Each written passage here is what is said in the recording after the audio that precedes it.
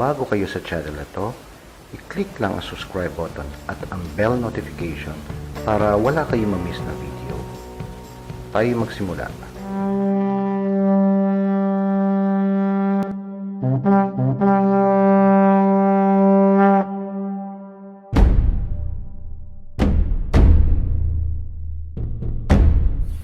How did you get started with martial arts? My father was an instructor in military cadre during the Second World War. Okay. And they were making jiu-jitsu as defensive for military. And somebody came over to complain about an old man na bumulpi daw sa kanila. And so the investigation was conducted by my father and found out that it was all in self-defense. After that, because during that time, the policemen are not equipped with guns. Batuta lang noong araw. Sabi, nag-offer ng training yung matanda. Na kung gusto mo, chief, turuan natin ang mga pulis na gamitin ang batuta nila. And so my father agreed, and during the training, I was invited by my father to join. As a student, what were the challenges that you face learning martial arts? Basically, I was trying to emulate the actions of my instructor. And that is the main challenge that I have. To move as fluently, as effectively as my instructor does.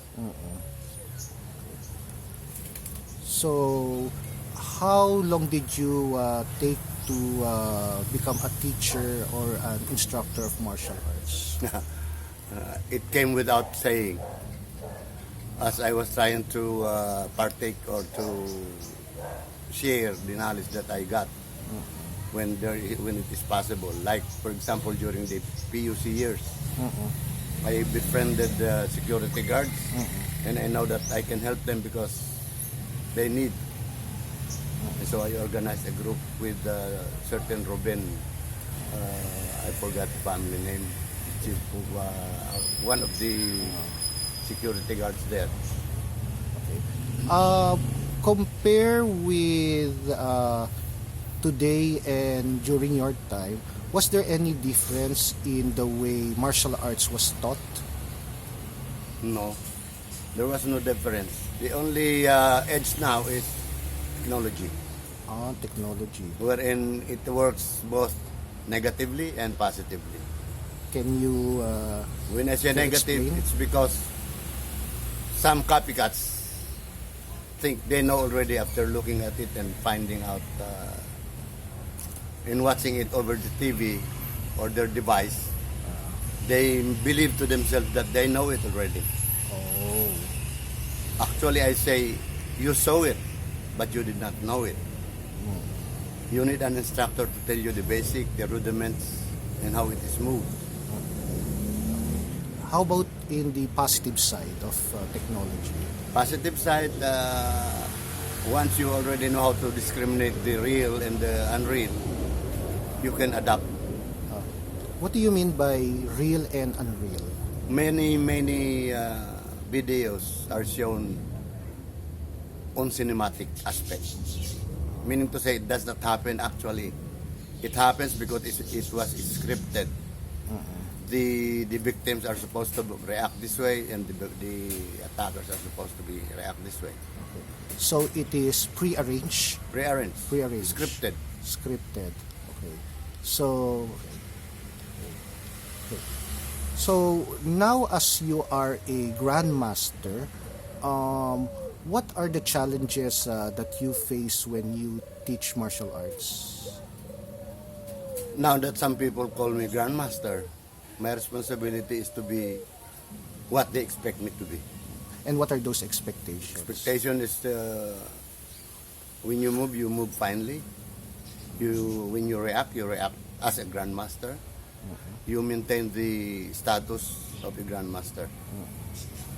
Not to brag about it, but to develop the art that you are called as a grandmaster. Okay. Were there people who challenged your martial arts before? Yeah.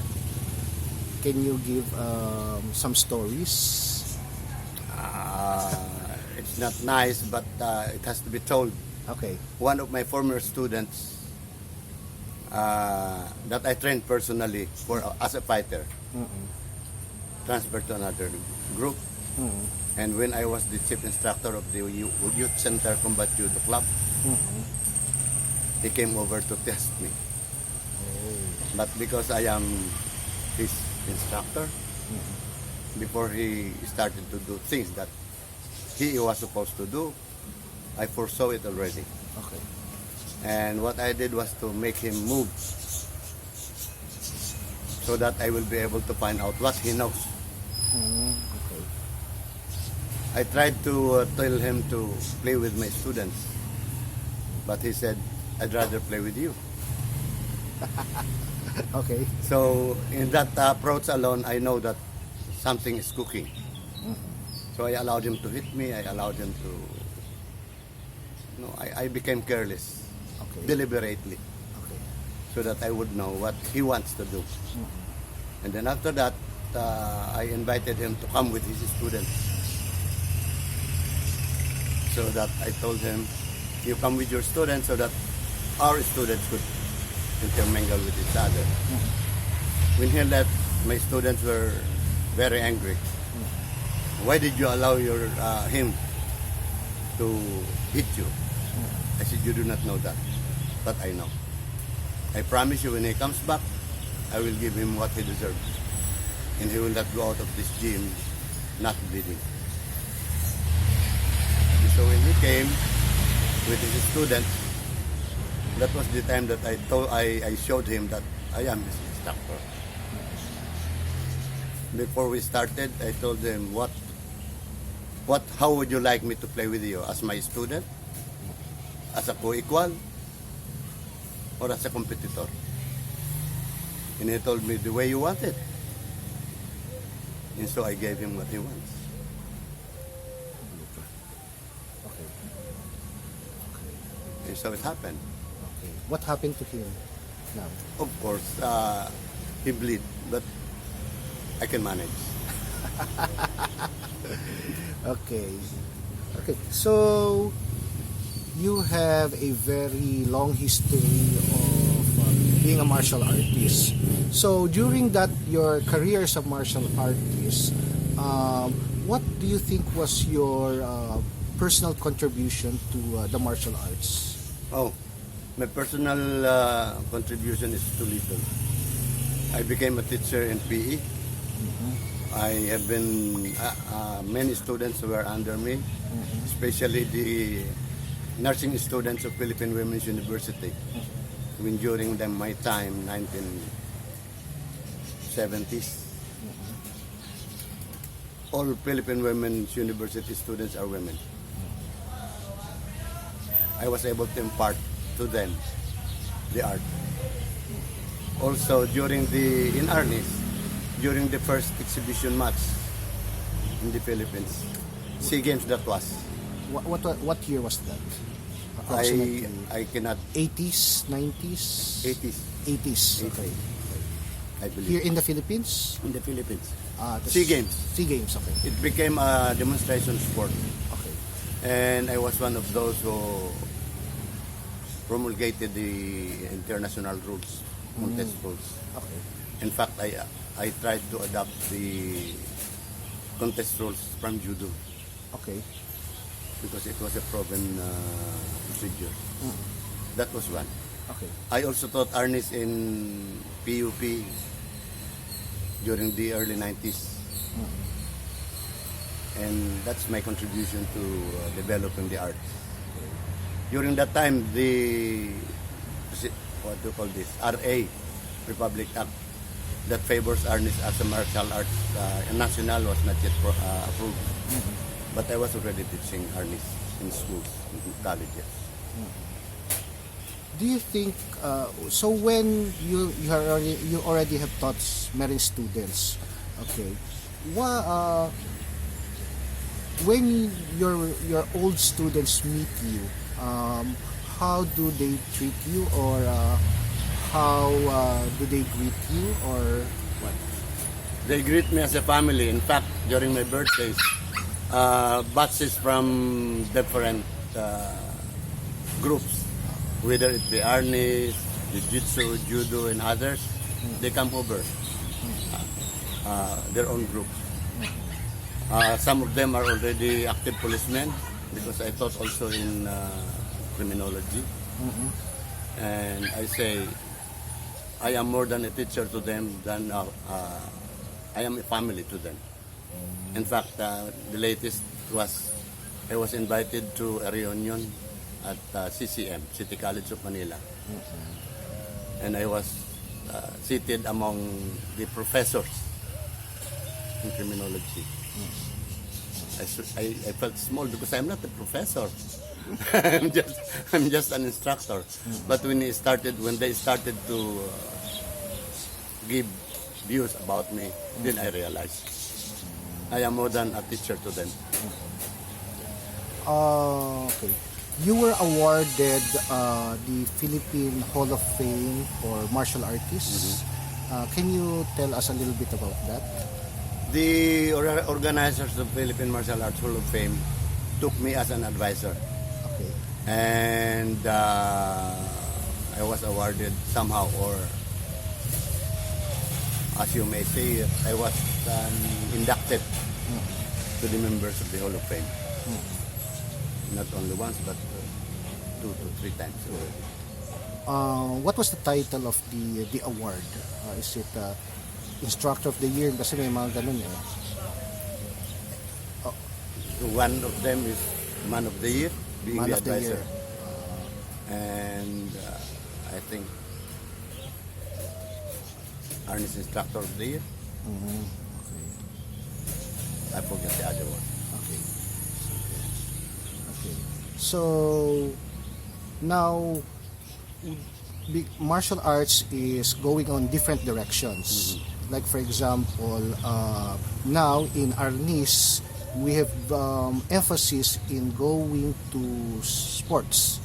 Okay, while some are going in more combative. Okay, what do you think should the directions of Arnis martial arts should be going? I think I would go for the standardization of the contest rules and go into sport, Okay. because that is where the friendly competition comes, and the honing of the skills that are learned. It doesn't matter what style you have, but the striking is the same. How effective you can do it. That's all that counts, and you cannot rate that during actual fighting. Okay. You can only rate that during sports training or sports competition. Okay. So, do you have any advice or words for those who are starting in martial arts, something like me? What will be your advice? My advice to potential learners, as I would call them, is to concentrate on one martial art at a time. Okay. It's okay that you will be interested in other martial arts, but you have to be concentrated and focused on one martial art first, so that you will be able to adapt and use it against or together with other styles. As for example, my judo can be used in Kuras. I use judo techniques when I win Kuras matches. It was proven this last SEA Games. My Arnis can outfight long stick. Also, my Arnis can also be used as arresting techniques for police people or law enforcement. So, if you make good with one martial arts, you can use it anytime, every time, with anybody. Siguro ito, medyo off topic ito eh. Okay. What is your opinion on we have many Arnis organization and they're arguing with each other which is the authentic one? All of them are authentic. All of them are observing the same techniques. but different names. Okay. The difference is the bigger ego. Ego of the person that organizes it. Who wants to prove that he is different when in fact he does not know that he is the same. When somebody claims that, oh, this is my original. If that is your original, how come I know it also even without knowing you yet? So if you ask persons like that, the biggest problem is ego. They would like to prove to themselves and convince others that they are the best, that they are the original. Who has the original movement but the human being, human body? So you cannot claim originality when it comes to this. Especially that this came about from war or fighting techniques that our natives use. There can be no one starter of this because every region, every town, every city has their own leaders. The actions are the same, but the style is different. We might differ in style. That means the way you do it, but the objective is the same. So, when you think of it objectively, it's the same technique that I am using with different name from you. Doesn't matter. Okay, Master, another off-topic na tanong. There has been some people who criticize Arnis now as being too commercialized. That is true. Can And you I am sad to say, to accept it. It bastardized the true art and emphasized more on income. During our times, there are no such thing as grades. No such thing. Once you are called a bastonero, you are a bastonero.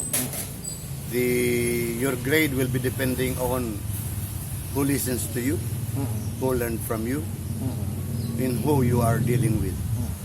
That's all that matters. Your inferiors will call you the way they like it. Some will call you father, some will call you master, and so on and so forth. So it doesn't matter. The commercial aspect started when they start promoting and give you colors. Ito yung mga belts. There's no such thing as belts in Arnis. If you can see Arnis belts now, it's because of the commercial value. That is my point. Okay. So before, how was it promoted? It was not promoted commercially. It was promoted filially. I mean to say, they only give out information and techniques to relatives and to trustees. They never divulge things. They are jealous. They don't even go to your gym and contest you. You will meet sometime during the action. But the challenge, it entails ego and commercialism. When they started to fight, Okay, Master, so how did martial arts affect you or influence you in your personal life? personally, I consider martial arts as a part of my well-being. I was able to adapt to my religion properly. I was able to adapt to my peers properly. I was able to save my life because of it. Can you I was tell held us? up and I brought the victim, my victim. I was the victim, but in return, I victimized somebody else. I was held up in Donata Street and I brought that guy to the hospital. There were 3 of them, 1 was left. So what did you do to them? If you Never mind. never mind. Yun yung off topic na. Okay, okay. Sige. Anything else that It improved my health. Until now, I call it physical fitness. And I think without it, in fact, my recent findings in my ECG, or what you call that, I have completely blocked bundle of his, right bundle of his. And the doctor said if you were not an athlete, you should have died. okay, praise God ho. So, For that one way or message. the other, God made me learn martial arts to save my life. Okay. Okay. Any closing words to our audience? I encourage you to learn martial arts, but find the right persons to teach you. Refrain from commercialism. It's not the belt that counts. It's the knowledge. It is the knowledge that you learn from the martial arts. Sige, thank you very much, Master, and Welcome. sana maulit natin ito. Okay. Okay. Yun. Sama daw kayo. Sige, lapit mo Tama. kayo. Kasama kayo. Kasama. Uy, Spot, hindi ka sumama. Spot. So pala, dito pala si Spot.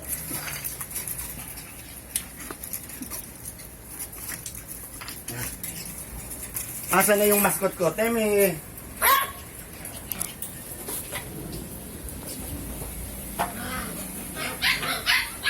Ito ang rider ko. Siya ba yung kasama niyo sa Palagi picture? na kasama sa riding yan. Sige. Post nga kayo yung katulad doon sa picture. Naman yan. Okay. Sino yung ibang aso niyo dito? Sino itong mga to? Ayan, si Ebon eh. Ebony. Ito si Soledad. Dahil pinagay ko ito tapos sinuli. Kaya nakisuli. Ang pangalan niya Soledad. Ito, anak niya. Yan yung anak nito. Malaki, kaya dakil. Dakila. Dakil. Di ba ano yan? Ilocano yan. Ano malaki? Ito, tapos Master, ito, meron kayong picture dito eh. Ano nga tong, kailan ito kinuha or ano drawing? Nakalimutan ko na yan. Nakalimutan ko na yan. Yan na lang. Ito. Anong background nito, Master? Alin? Ito to. Ayan. I was awarded the kasama yan sa ano eh. Kasama yan sa ano ito, Hall of Fame ng Philippine Makali. So ito yung PECAF, no?